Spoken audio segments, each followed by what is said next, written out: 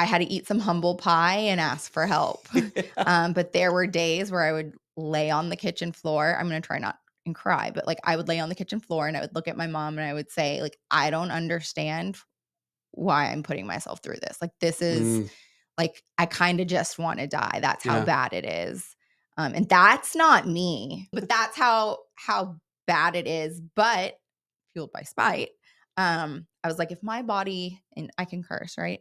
You have already. My body wants to fuck around and find out. It's gonna fuck around and find out. So I was like, I'm gonna torture myself after this on my own terms. So if you want to like push myself to death just to like, right to the brink when you're about to fall off and then pull back, I'm gonna do the same thing, but I'm gonna do it on my terms. And what better sport than bodybuilding? What the hell's going on out here? All right, hey, what's up, everybody? Welcome back to another episode of Fueled by Spite. As always, I am your host, Dr. James Taylor. With me today, Sarina Clearfield. MS. We've had your husband. You come highly recommended. So, aside from the glowing recommendation, why are you here? I love the name, Fueled by Spite.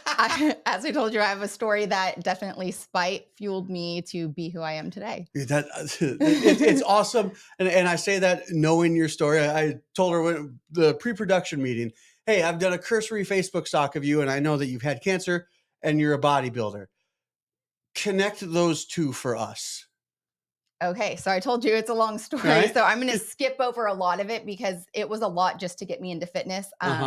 In high school, I was a swimmer. I wouldn't say I was like a gold medalist. I wasn't the best. It was, you need to do a sport. This is what I'm going to do. Yeah. And so I definitely wouldn't consider myself an athlete. I used to joke like the only time you'll see me running is if I'm being chased. And actually that's still true. I still don't look at this body. I don't run. Yeah, I was like, bodybuilders aren't runners either. So at some point after I had my second child, I really got into fitness and kind of the, was it mind body,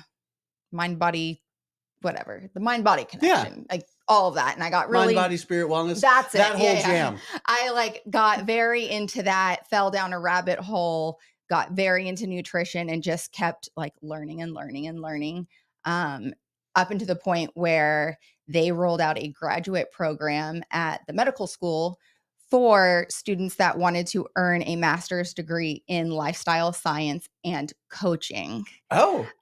So that's right up my alley. School? So that was TCOM, where my husband had gone to medical school. So the I got to spell it out. The University of North Texas Health Science Center. Except now they just call themselves the Health Science Center.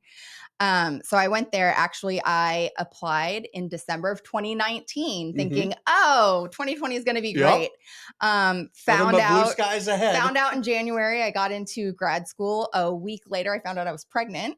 And then we all know how the rest of 2020 went. Right. So I ended up doing grad school at home while pregnant, homeschooling 3 kids.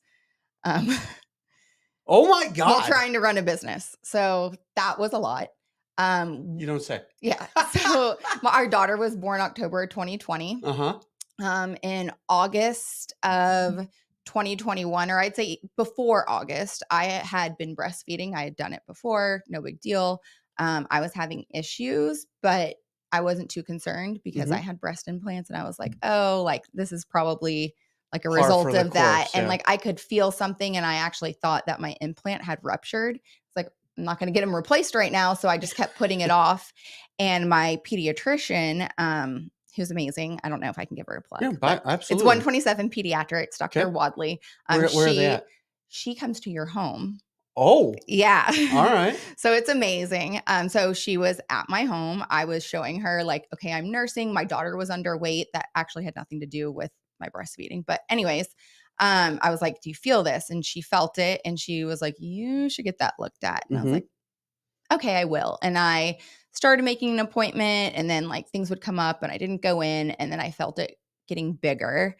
And we have ultrasound in my office, or not my office, my husband's office. So he scanned it and he was like, I don't know. He's the doctor. You're the officer. You run the show. Yeah. He's like, I don't know what I'm looking at. Like, this isn't a joint. It's a boob. He's like, I don't know. So he sent it to a radiologist friend and they were like, she needs to go in.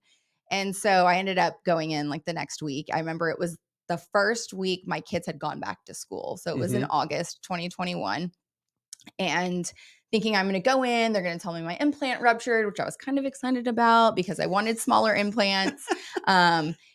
And they scanned me, and I'd never at this point ever even had a mammogram because I was 37.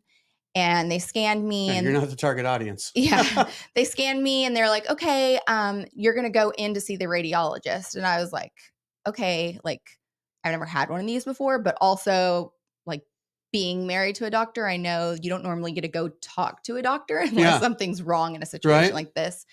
So I got immediately nervous, and I remember just walking into the office, and she was like, sit down. And I could tell by the look on her face because I've gotten bad news before. Right. Sat down, and she was like, you see all of this on the screen?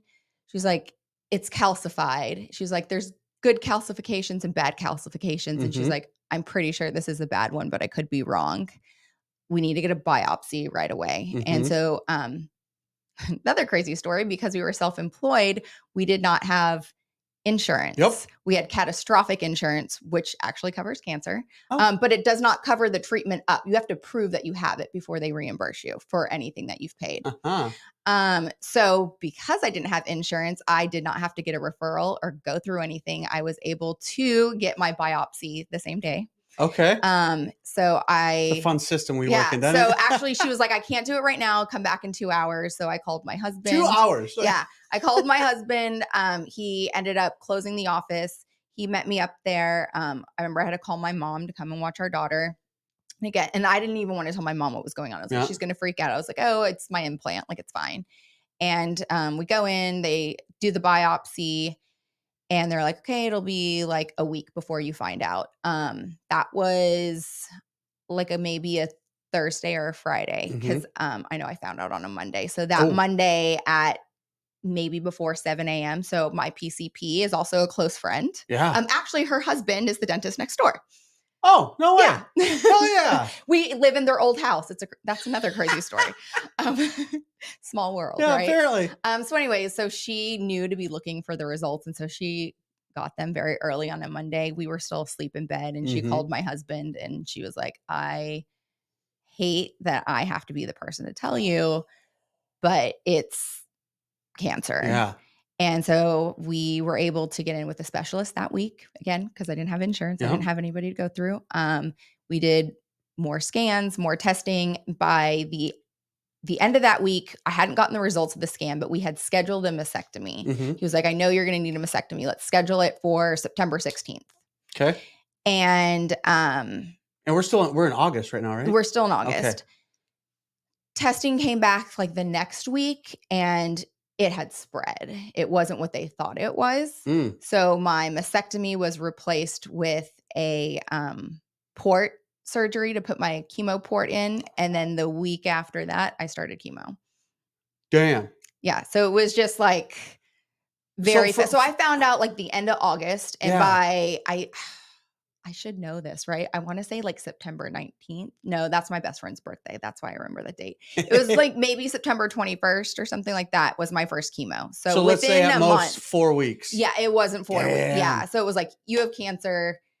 Like at first they're like, you have cancer, you just need a mastectomy. And we're like, okay, this is like annoying, but we don't have to tell anybody. Like, I'll get it done. I'll move on with my life, and like nobody needs to know. Yeah. But then when you find out, it's not that like just getting a mastectomy is like tiny, right? But in my mind, I'm thinking like, I don't have to tell my kids. Like nobody needs to know. Like I can keep this a secret because I don't want people to feel bad for me. But then when you have to go through chemo, you can't keep it a secret. True. So it's affecting all kinds. Like we talked about your schedule. Yeah. At the bare minimum. Yeah. And so, that just changed like my whole perspective of, I'm going to keep this secret too. I'm going to tell everybody what's happening to me. And kind of like I told you before we started, I immediately joined a support group online. And it was full of women that only had negative things to say. And I'm thinking, you know, they are like, oh, it's been 20 years and I'm still so tired and I can't do this and I can't do that. And I'm thinking, why? What's the point of living? Like, why? What am I fighting for if my life's just going to be miserable? Yeah, if this is supposed to be me 20 years down the road, and you look miserable, like I don't want to be like that. Yeah, and I've always been different. I've always painted outside the lines. And so spite, those women gave me spite, and I was determined, if you tell me I can't do something, I'm like, I'm going to do it. So when they're like, oh, you'll be so fatigued, you'll never be the same person. I wanted to be like, I'm not only going to be the same person I was, I'm going to be a better version of myself before. And I didn't know it at the time, but I heard a speaker maybe a month or two ago, and he put it perfectly. Mm-hmm. Everything doesn't happen for a reason. You know, I hate when people say, oh, like I've lost a child before, and people have told me, oh, well, everything happens for a reason, and not that. No. Shut the fuck up. Yeah. But you can find purpose in everything that happens. Oh. And so just rewording that, like, that's what I was doing. If this is going to happen to me, I'm going to find a purpose. And I had earlier, like I said, I'd lost a child. I had found a purpose for that. And then with the cancer, I'm like, okay, what's my purpose going to be? Like, what can I do to make my life better, or my family's better, or maybe inspire one other person to do something better? Yeah. So what was that in the support group? And I can only imagine, knock on wood, but like not that cancer is a good thing in any way, shape, or form. But again, there's a matter of how you're going to go into it. Like, were you talking to these? Was it all women? Was it just? It's all women. So okay. men do this particular group. Yeah, this particular group is women, because you typically see obviously breast cancer in women, or people assume it's a women's. Specific. I don't know if it's breast cancer. Yeah, it was just breast cancer specific, but I did want to say, not everyone with breast cancer is a female. Yeah. And actually, my sister-in-law lost her grandfather last month to breast cancer. Oh my. So it affects a lot of people. But so when you're in this group, not to take away from her grandfather, like I imagine that you like, well, you probably tried to pry for positives, or tried to, I mean, heck, just sitting with you now, I could tell that you are, a bright side of things kind of person. Like, I would imagine you probably tried to do that with it. Like, was it just pushback constantly? Did these people? No, I mean, a lot of times, like, I would ask my questions. They were a great support, because you're basically thrown into a club that you don't want to be in. Like, I'll make a doctor reference. So you're a chiropractor, and you know bones and joints and muscles and spines. But if you went next door and they threw you in the seat and they were like, talk about teeth, you're like, I don't know. And now they're like, you're a dentist, figure it out. So it's like, now you're a cancer patient, figure it out. Oh. And so I was like, I've never researched this. I'm a research person. Like, take me to the NCBI and I will like research the crap out of some shit. Like, that's what I do. I will search circles around you. In my spare time, like in my free time, like hobbies are bodybuilding and reading case studies, like about anything. Like if someone says something, I'm like, I'm gonna have to pull at least you like and your a meta-analysis. Are perfect for each other, aren't you? Oh, we like just send case studies back and forth. Like, we are some people nerds. Send memes back and forth on the couch. You guys send case studies. We send case studies. But like if somebody says something like it's a fact, I'm like, I need the facts. Like, I need to know where these facts are coming from. It's a fact, or you're just saying facts to make yourself feel good. Yeah, and then I will tell you why you're wrong or right. I'm like, I'm going to start asking questions in the group, and then I can like look up the evidence to support what these women are saying. So just asking things like, what symptoms should I expect during chemo? And I mean, they were all spot on. You feel like shit and you're dying. Like, that was right. But then like, what did you eat? And you have to remember, I have a graduate degree in nutrition for lifestyle. So like my specialty is reversing type 2 diabetes through lifestyle changes. So like, that's possible. You didn't know that? No, I knew that. I was like, come on. It's more for the people who listen to this. Yeah. Like, I was like, we can do another show just on that, because that is like my passion. Can I sidetrack for a minute? Absolutely. Please do. Reversing chronic disease like high cholesterol, type 2 diabetes are my passion, because one thing I saw through my husband and other physicians is burnout. And it's led to an increase in physician suicide. And the thing that has caused some of the burnout is I don't know what to call them, clogs in the healthcare system from people dealing with chronic diseases. Because once you're a type 2 diabetic, you need regular appointments. Now you have heart disease. Now you have these morbidities, and the physicians can't keep up with them. So if we can control and educate the population about chronic disease and that it's not just genetic, that it's mostly a lifestyle component, we can change the healthcare And system. it's only genetic if you let it be genetic. I mean, there's a huge genetic portion. Like, not everyone is type 2 diabetic because of genetics, but they like to say that it is. Yeah. And it runs in my family, and so does high cholesterol. And I'm very, very, very fit. I mean, not to sound conceited, but I am. And this is going up on YouTube and Instagram. People can see that you are fit. And I still have high cholesterol because in my family, it truly is genetic.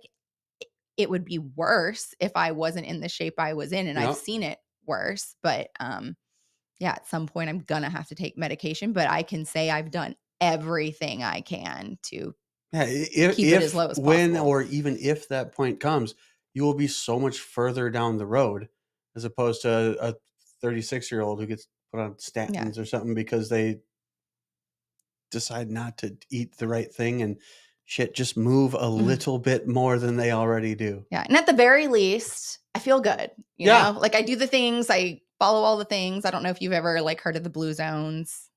I've heard of them. I don't know too terribly We'll much. save it for another. So now we have 2 more podcasts I need to do. Yeah. So if anything, you know, your numbers might not go down, but you'll feel better. It is funny you said now I got 2 more podcasts because there was at least one other instance in this conversation where I'm like, man, we could go down a rabbit hole there, but it's my podcast now, and you can be a guest on my show. Oh shit, this is fun. I'm gonna have to have another one. This is delightful. So we're going in, we're asking questions, and what are you guys eating? What's your diet like? And you're like, holy shit. How do we get from there to they're like bodybuilding? Yeah. So they're like, don't eat soy, don't eat this, don't eat that. You know, you can't do this, you can't do that anymore. And I'm like fact checking everything. And I'm like, this is all bullshit. And then I'm like, okay, so these women are just saying things. They're not even correct because I'm fact checking everything they're saying. Yep. So why am I going to believe them when they say that they're too tired or you're not capable of doing this after treatment? Because everything so far that's come out of their mouth, other than chemo sucks, has been bullshit. And so I thought, what can I do to prove these women wrong? Because I can keep throwing in case studies and they'll go, well, you know, I don't know. That they're not reading. Yeah, that they're not reading. They're not even reading the abstract. I was like, you got to learn how to read them. I will say that. Like, it's not just a like paragraph. No. I was like, lead by example.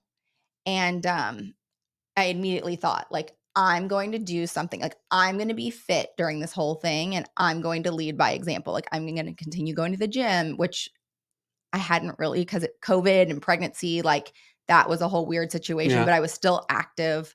But yeah, just like trying to lead by example, show what to do.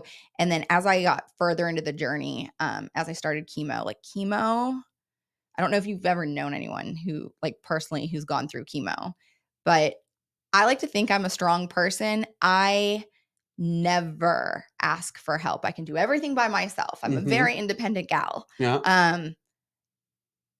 I had asked for help, like, and lots of it. In what respect? Like my in-laws ended up moving here from California. They were planning on it anyways. But me having cancer was just like the nail in the coffin. They sold their house, started building in Denton, moved into an apartment in our neighborhood because we're over here in hometown. Okay. My parents live in Arlington. So every day, either my mother-in-law or my mother came and they had to help me because I would get to the point where like I had no energy. I could not get out of bed. Right. And I have 4 kids. And you need a little bit of energy for that. At the time, the youngest, the 10-month-old wasn't even in daycare. I was watching her full time. And then, 3 other kids in school that needed to get there and get picked up, like be taken to activities. Like I had to eat some humble pie and ask for help. But there were days where I would lay on the kitchen floor. I'm going to try not and cry, but like I would lay on the kitchen floor and I would look at my mom and I would say, like, I don't understand why I'm putting myself through this. Like, this is like, I kind of just want to die. That's how bad it is. And that's not me, but that's how bad it is, but fueled by spite. I was like, if my body, and I can curse, right? You have already. My body wants to fuck around and find out. It's going to fuck around and find out. So I was like, I'm going to torture myself after this on my own terms. So if you want to like push myself to death just to like, right to the brink when you're about to fall off and then pull back, I'm going to do the same thing, but I'm going to do it on my terms.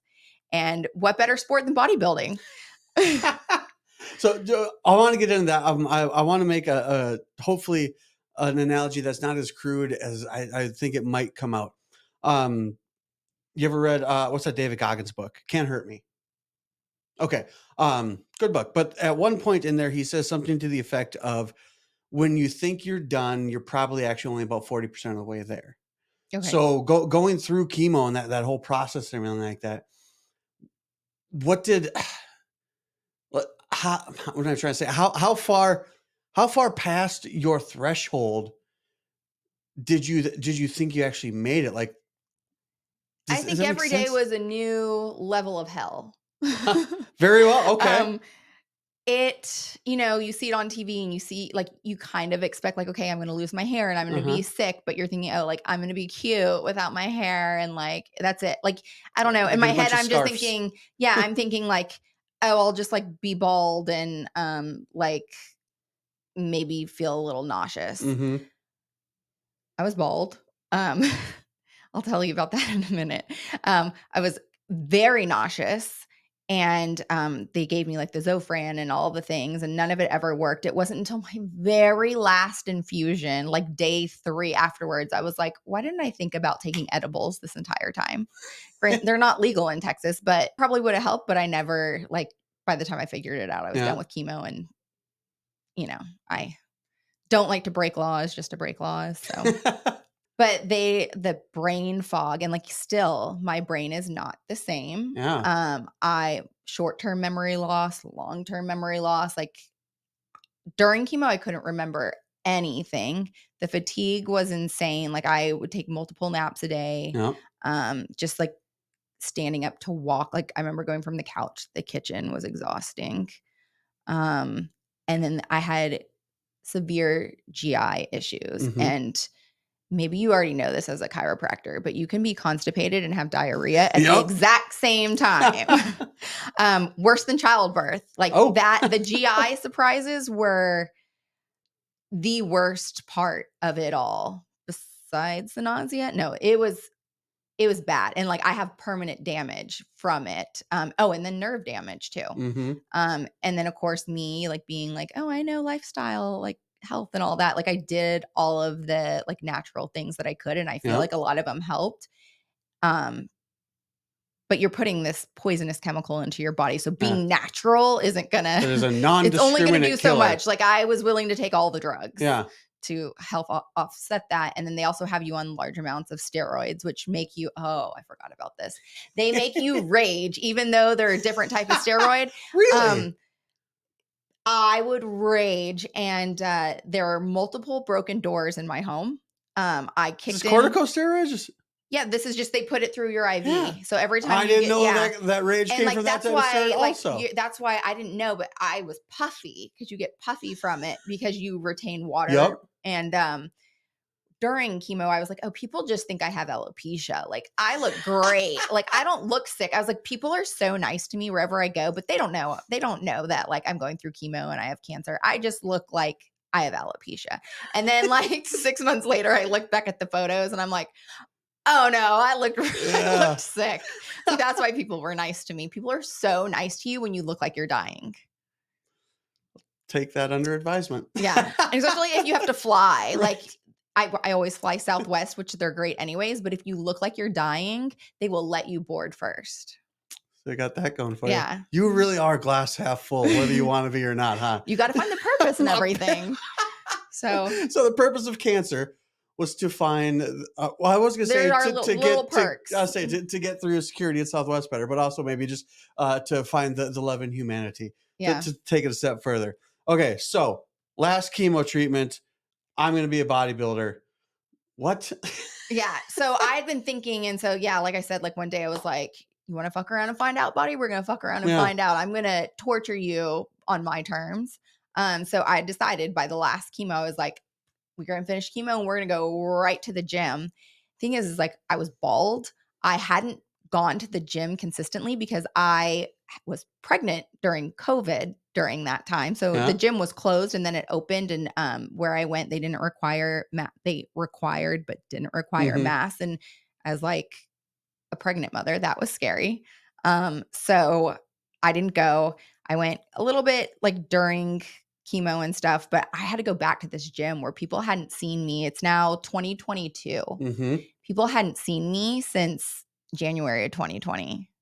Yeah, fair. And I was like really embarrassed to go in, but I was like, this is all part of it, you know. If people want to stare or ask questions, like I'm happy to answer them. And so I remember just being nervous to go in for people to see like how horrible. Yeah. I mean, And she really let herself go. Yeah. Like again, I'm thinking, oh, they just think I'm bald. They don't know I had cancer, because that makes sense. But yeah, after my last chemo, I just was like, that's it. We're going back to the gym. And I did, and I stayed consistent.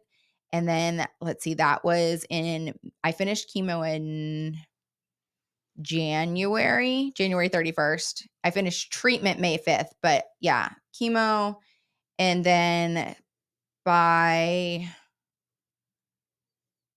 trying to think, I had reconstruction in the fall. Okay. So I was just doing my workouts, like counting my macros, like doing what I could, but knowing like I can't go into a full prep because I got surgery. I got more surgery coming up. So I had my surgery in October of 2022. Yep. And then in January of 2023, when I was cleared to work out again, I hired a coach and I was like, I'm ready. Let's do this. And that's when I went like balls to the wall. And like, this was January 23? This is January of 2023. 23. So, and then when did you step on the stage? November 4th of 2024 or 2023. This is 2024. Damn. Yeah, it is. So shit, it is, isn't it? So 11 months later, and it was 1 week after my 1 year anniversary of my final surgery. Okay. My final surgery, yeah. And 2 years, I think, post-diagnosis. So, wow. 2 years from diagnosis to being on the stage in a bodybuilding show. And placing. Absolutely. Not in placing, like, and placing. 2 years. Holy shit. That's insane. Yeah. Man, one thing I want to touch on real quick, and I hope it doesn't take away from the amazing thing that you just shared, but you got a coach? Yeah. So I understand nutrition and I understand exercise. Of course, my husband understands exercise. There's science and there's bro science. And to compete, you have to understand bro science, which is not in the NCBI and it's not published. And sometimes as a bodybuilder, you go to unhealthy lengths. Yeah. And so you have to have a coach that understands like what division you're competing in and what your goal is and like what things you're willing to do and not do. Like I'm not willing to take like peds. Yeah. But ironically, my cancer medication, I got cancer again. Just for fun? Just for fun. Okay. I got cancer. I found out a month after I competed that I had cancer again. And so I started a medication, which is actually banned because it's used in conjunction with steroids to help cut fat and build muscle. So I am no longer allowed to be a natural athlete. You gonna continue though? I'm going to continue, but I have to switch federations because I can't compete natural because of medication. This decision was taken out of your hands. Yeah, but it's just ironic because it's like my husband's like, I feel like it balances out. Like, yes, you're taking this, but also you had cancer, right. And you can apply for a exemption or something. For an exemption, but then at the end of the day, like I have to live with that, knowing like if I won, is that fair? Yeah, how much of it is you? And my husband's like, it's fair. Like you had cancer, but. Yeah, I mean, even when people are on steroids, that's still 100% them. Like you don't take steroids and just walk up on stage. And just sit here and just. You're taking something to enhance the work and the effort that you're putting in. Yeah. Like they're putting in 1,000% effort, just like everybody else. Yeah. Yeah. Just getting a little more on the back end. It just makes things bigger. It's truly. I mean, that's why it's an enhancement drug. It's not going to make you the best of the best. It's just going to. Amplify what you're already doing. It's like a filter. It's like a filter. Yeah, perfect. It is. It's an Instagram filter. Man, that is an insane 2 years. I mean, hell, we'll call it an insane 3 because before all that, we went through COVID. Well, shit. And you started your master's program. God damn. Right before that. So I don't know if my husband told you. So like when we met, we got married within 6 months of meeting. Mm-hmm. And I had only been divorced for I got divorced and married in the same year. So from 2017 until like literally right now, like my life has just been like one thing after the next, just You're crazy. terrible at sitting still, aren't you? I am. And that's why I have a full-time job now too. That's another story. Okay, real quick, just only because we're kind of getting up against it. We have covered a lot. What do you have to say to people who say they can't do XYZ because they're too busy? You can make time for the things that you want to do. I mean, there really is only so many hours in a day, and you have to prioritize things. My family would say sometimes, especially when I was deep in my prep, like they were a priority, but they were not treated like a priority. Mm. And really, like, after I competed and stepping back and looking at like, okay, like I missed this or I missed that, or I could have been a better mother here or a better wife there. Because there are only so many hours in the day. And as a Yeah, mother, just a mother alone is pulled very thin. And then true. when you're trying to do all these different things, like manage an office, and I was trying to be a health coach and Trying to not take have care of cancer. kids. And at the time I didn't have a full-time job, but yeah, I'm trying like not to die. It's a lot, but if it's something like if you have a goal, now you can't have like eight huge goals at once, right? Like I couldn't run for I shouldn't talk about being president right now. Non-politically Fair. speaking, I shouldn't run for president of the United States while also trying to like start a business and become a bodybuilder. Yeah. You know, like those are all big goals. But finding one big goal, you can find time, and sometimes the timeline will take longer if you are super busy. But if you want to do something, you can put your mind to it and you can do it. And you're gonna fail sometimes, but this is so cliche. I've learned more from my failures than I ever had from my successes. Absolutely. I mean, I want to say it was Warren Buffett, or at least someone attributed this to him. Apparently, at one time he said, like, write down the 25 things you want to do with your life. Sit there, look at that whole list, and then take number 6 through 20 and just cross them all out because you're never going to do any of those. Just concentrate at the bare minimum or bare maximum on the top 5. Because it is like people, I think they get too just shiny object syndrome kind of thing. I want to do this, that, and the other. And then they end up doing so much stuff half-assed and then realize like, then they get depressed because they've accomplished nothing because they just spread themselves too thin. But then again, listening to the past 3 years of your life, it's like, well, shit, anytime that I say I'm too busy, I think I might be cutting myself too much slack. Like, I mean, I will definitely say I have failed at a lot of things in those 3 years, like helping my husband with his business because I am ADHD and I do have, and chemo made that so much worse. I've heard that. Like I was unmedicated for years. Like once I became an adult and like had finished like undergrad, I was like, I don't need medication. I'm an adult. And I was perfectly fine. Like I, in another life, was an investment banker and like passed all my exams and, you know, became a teacher and passed all my exams and like, but as soon as I did chemo, like my brain is just never quiet. So I had to resort back to using medication. But with that said, because of that and just being a human, like I do start things and I don't always finish them. And I always have these like grand ideas. My husband keeps me in check because he'll be like, hey, remember that last idea that you didn't finish? And I'm like, I'll give you the ideas. You find somebody to like. So I think I'd said like 3 minutes into this, like you two seem like a wonderful match for each other. So 2 things to wrap it up. Number 1, is there, because this is the fastest 30 minutes I've ever gone through. Is there anything that I didn't ask you that you would like to make sure that people know? Oh my God, there's so much.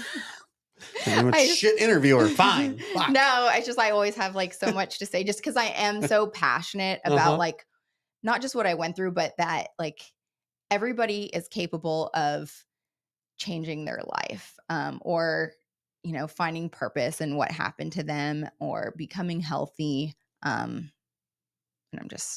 I'm not gonna lie. I think that finding purpose in it is a wonderful way to reframe it, because you preface it with saying this is kind of cliche, but you know everything happens for a reason. No, but there is a purpose in everything, and that I think, because again, especially like someone who's lost a child, but I mean, heck, just from all the shit you see on the internet, like people mocking horrible events with prayers and this, that, and the other. Like, okay, you're right. maybe nothing happened. It didn't happen for a reason, but there's a purpose in it. But also, this is a wonderful segue because I'm certain you were telling the absolute truth in that you have so much more to say. If this struck a chord with anybody, or they want to learn more, or they want to just talk to you or know about your experience, where can people find you?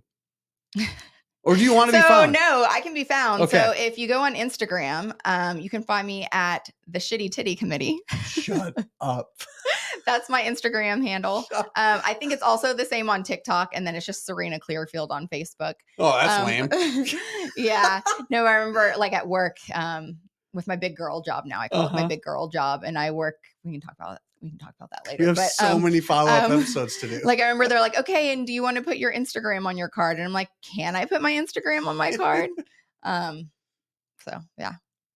That's awesome. Or they can go to motionismedicine.dfw.com. I'm also on my husband's website. That's right. It's not nearly as fun as the Shitty Titty Committee. Shit. I got nothing. This was awesome. This was, and I say this with love. This was so much better than what I expected. And I had high expectations. I want to know what your expectations were. Well, like I said, just meeting your husband and just like, and you know this, the man is brilliant. And he surprised me in that I was kind of hoping to nerd out a little bit with him, and he didn't do that. Oh, did you not talk about Marvel? No, he didn't. Do you like Marvel? He was wearing a superhero t-shirt, if I remember right. He is a huge nerd. Like a huge nerd. Well, I said, like, we got talking about business and family, whatever. Like, but no, and so just going off of that, and then like, yeah, we share research art. Like I had preconceived notions. They weren't met, and I am totally okay with that. Like I am, this went in a wonderful direction that I didn't anticipate. So I really appreciate you taking the time. Again, we'll probably take time in the future because it sounds like we've got definitely. Yeah, we have like 4 other episodes. Yeah, right. So like part 2, 3, 4. Yeah, 5. I was like, yeah. Make a series out of this. That's awesome, guys. If this has been true in no other episode, it's certainly been true today. You will learn more here by accident than elsewhere by design. Serena, I really appreciate the time, guys. As always, like, share, and follow. Fueled by Spite, Motion is Medicine, Shitty Titty Committee on Instagram. Like, share, follow. Thank you, guys. We'll catch you on the next one. Serena, it's been an absolute pleasure. Thank you for having me.